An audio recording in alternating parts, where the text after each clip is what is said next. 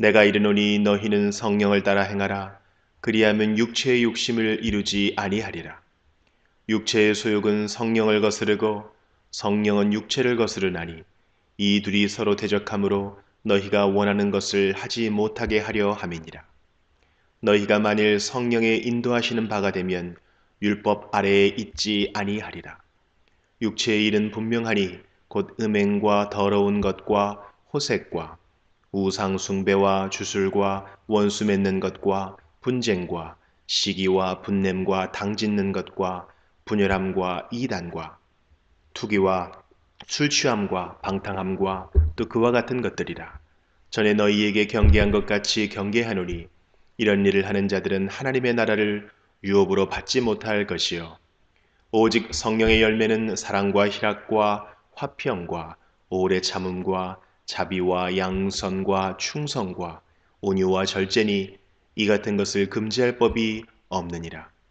그리스도 예수의 사람들은 육체와 함께 그 정욕과 탐심을 십자가에 못 박았느니라.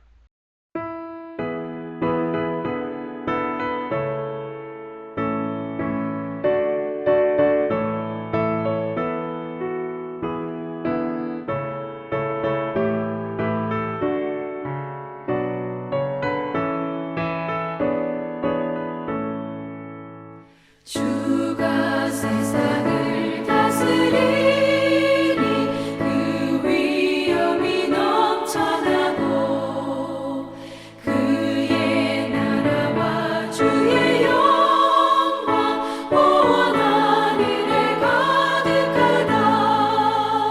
저 흉악한 마귀의 무리 다 멸망케 하시는 주 이 찬양을 주께 드리니 큰 영광을 받으소서.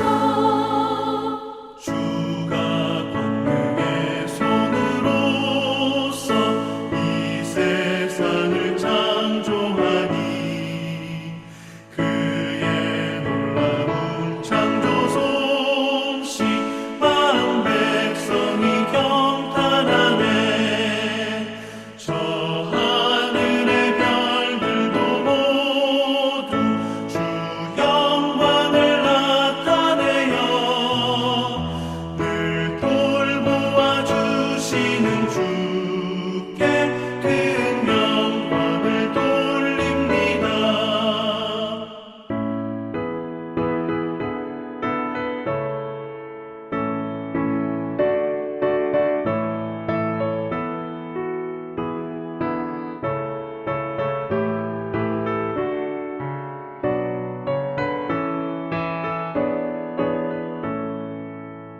주가 세상의 피조물을 인간에게 다 맡기고 순종하라는 말씀으로 그 권위를 주셨도다. 온 땅 위에 주님의 위엄 늘 넘치며 가득하니 그 나라와 주님의 영광 온 천하에 찬란하다.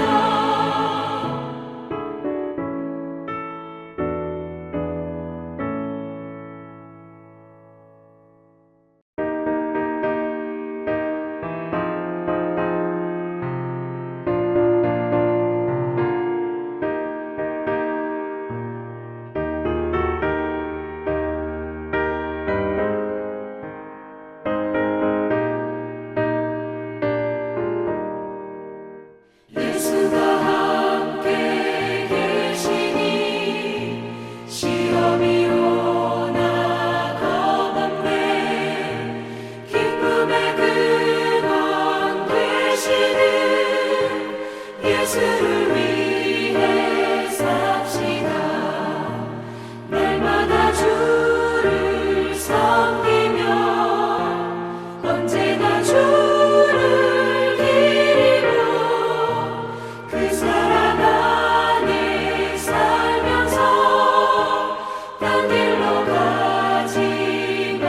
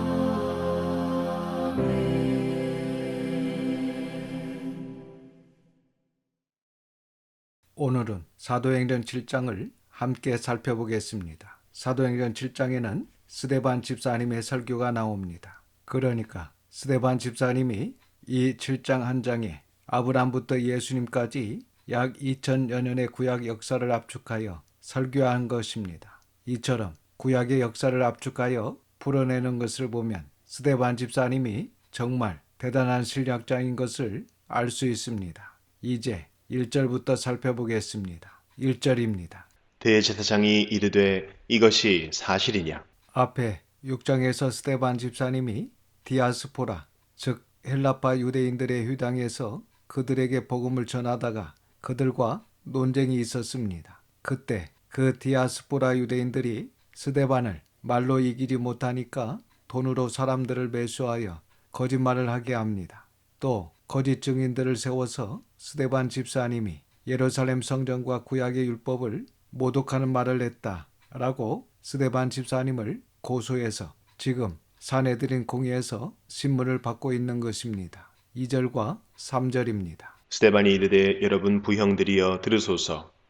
우리 조상 아브라함이 하란에 있기 전 메소포다미아에 있을 때에 영광의 하나님이 그에게 보여 이르시되 네 고향과 친척을 떠나 내가 네게 보일 땅으로 가라 하시니 2절에 메소포타미아는 갈대아 우르를 이야기합니다. 창세기 12장을 보면 하나님께서 아브라함이 하란에 있을 때에 너는 너의 고향과 친척과 아비집을 떠나 내가 내게 보여줄 땅으로 가라고 하셨습니다. 그런데 스데반 집사님은 지금 갈대아 우르에서 이러한 말씀을 들은 것으로 이야기하고 있습니다. 그래서 창세기 말씀과 스데반 집사님의 말씀이 서로 부딪히는 것이 아닌가 이렇게 생각할 수 있는데 이 부분은 둘 다 맞다라고 볼 수 있습니다. 왜냐하면 하나님께서 갈대아 우르에서 먼저 부르셨고 그리고 하란에서 다시 한번 더 갈대아 우르에서 하신 말씀을 거듭 되풀이 하신 것으로 보고 있습니다. 4절과 5절입니다. 아브라함이 갈대아 사람의 땅을 떠나 하란에 거하다가 그의 아버지가 죽음에 하나님이 그를 거기서 너희 지금 사는 이 땅으로 옮기셨느니라. 그러나 여기서 발붙일 만한 땅도 유업으로 주지 아니하시고 다만 이 땅을 아직 자식도 없는 그와 그의 후손에게 소유로 주신다고 약속하셨으며 이렇게 아브라함은 발 붙일 만한 땅도 그리고 자식도 없는 상황이었지만 오직 하나님의 약속의 말씀만 믿고 순종하여 가나안 땅으로 갔습니다. 이것이 아브라함의 위대한 믿음입니다. 그런데 지금 이러한 아브라함의 믿음과 당시 유대인들의 믿음은 분명히 다르다라고 스데반이 우의적으로 유대인들을 은근히 책망하고 있는 것입니다. 6절에서 14절입니다. 하나님이 또 이같이 말씀하시되 그 후손이 다른 땅에서 나그네가 되리니 그 땅 사람들이 종으로 삼아 400년 동안을 괴롭게 하리라 하시고 또 이르시되 종 삼는 나라를 내가 심판하리니 그 후에 그들이 나와서 이곳에서 나를 섬기리라 하시고 할례의 언약을 아브라함에게 주셨더니 그가 이삭을 낳아 여드레 만에 할례를 행하고 이삭이 야곱을 야곱이 우리 12조상을 낳으니라. 여러 조상이 요셉을 시기하여 애굽에 팔았더니 하나님이 그와 함께 계시어 그 모든 환난에서 건져내사 애굽 왕 바로 앞에서 은총과 지혜를 주심에 바로가 그를 애굽과 자기 온 집의 통치자로 세웠느니라. 그때 애굽과 가나안 온 땅에 흉년이 들어 큰 환난이 있을세 우리 조상들이 양식이 없는지라. 야곱이 애굽에 곡식이 있다는 말을 듣고 먼저 우리 조상들을 보내고 또 재차 보냄에 요셉이 자기 형제들에게 알려지게 되고 또 요셉의 친족이 바로에게 드러나게 되니라. 요셉이 사람을 보내어 그의 아버지 야곱과 온 친족 75사람을 청하였더니 14절에도 창세기 46장 27절에는 애굽으로 내려간 야곱의 가족이 70명이라고 나옵니다. 그런데 본문에 스데반은 75명이라고 이야기합니다. 이것은 스데반이 당시 헬라어로 번역된 구약성경 70인역을 인용해서 75명이라고 이야기한 것으로 신학자들은 보고 있습니다. 그러니까 당시 헬라어로 번역된 구약성경 70인역에는 요셉의 손자를 포함시켜서 야곱의 가족 75명이 애굽으로 이주했다라고 번역했습니다. 그래서 스데반 집사님의 설교 중 이런 부분도 내용상으로는 아무런 문제가 되지 않습니다. 15절과 16절입니다. 야곱이 애굽으로 내려가 자기와 우리 조상들이 거기서 죽고 세겜으로 옮겨져 아브라함이 세겜 하몰의 자손에게서 은으로 값주고 산 무덤에 장사되니라.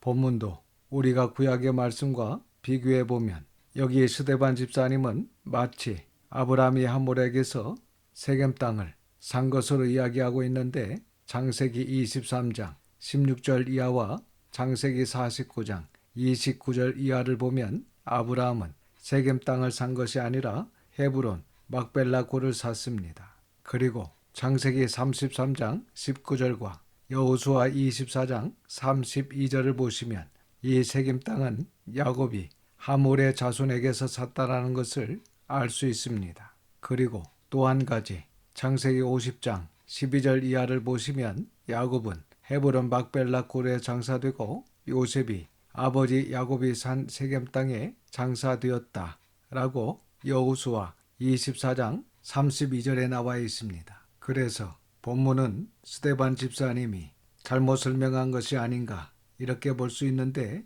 그것보다 아마 스데반 집사님이 급박한 상황 가운데 즉 죽음 직전의 급박한 순간에 압축해서 설교 역사를 하다 보니까 두 사건을 묶어서 설명하신 것이 아닌가 이렇게 보는 것이 더 좋은 것 같습니다. 17절에서 35절입니다. 하나님이 아브라함에게 약속하신 때가 가까움에 이스라엘 백성이 애굽에서 번성하여 많아졌더니 요셉을 알지 못하는 새 임금이 애굽 왕위에 오르매 그가 우리 족속에게 교활한 방법을 써서 조상들을 괴롭게 하여 그 어린 아이들을 내버려 살지 못하게 하려 할세. 그때 모세가 낳는데 하나님 보시기에 아름다운지라 그의 아버지의 집에서 3달 동안 길리더니 버려진 후에 바로의 딸이 그를 데려다가 자기 아들로 기르매 모세가 애굽 사람의 모든 지혜를 배워 그의 말과 하는 일들이 능하더라.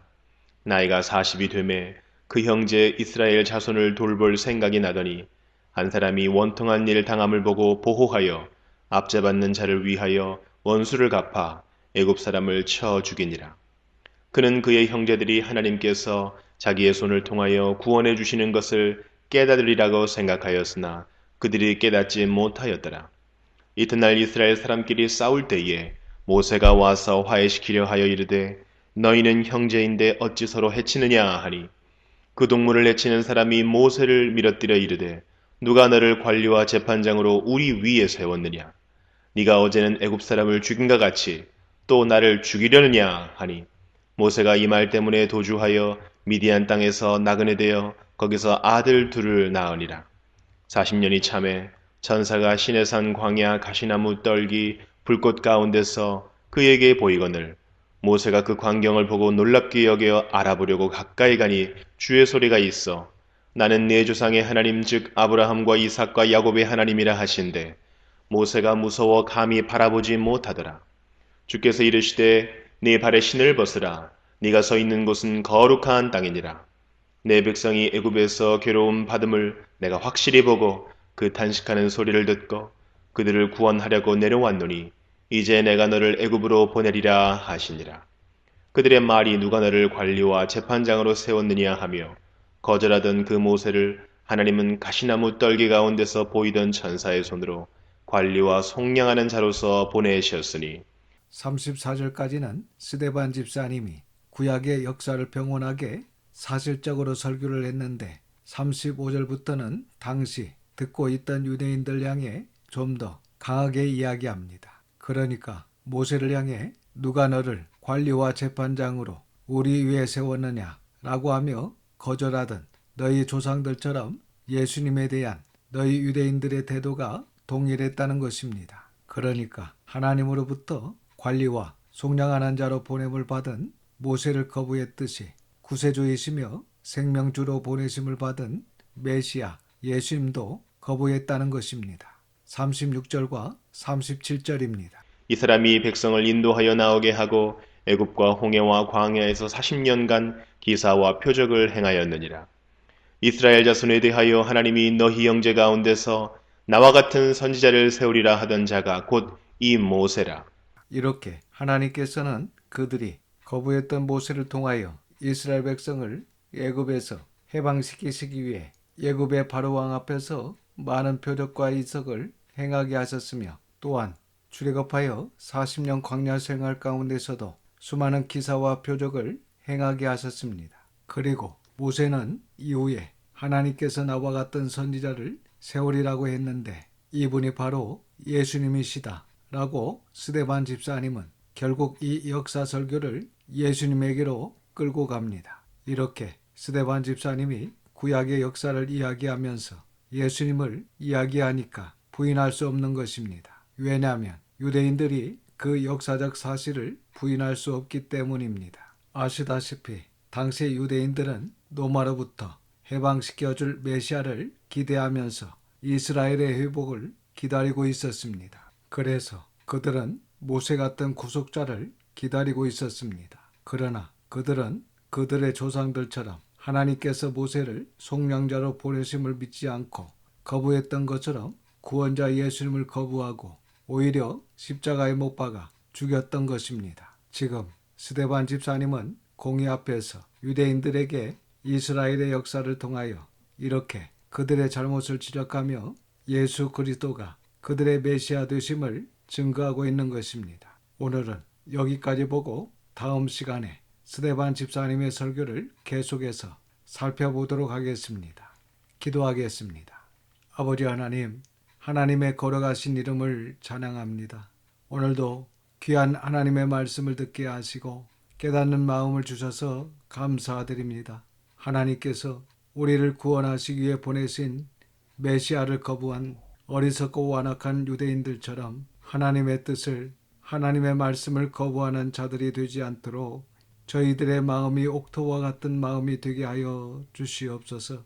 그리하여 깨달은 하나님의 말씀을 스데반 집사님처럼 담대하게 증거할 수 있는 하나님의 증인들이 되며 하나님의 지상 명령을 감당하는 저희 교회가 될 수 있도록 인도하여 주시옵소서.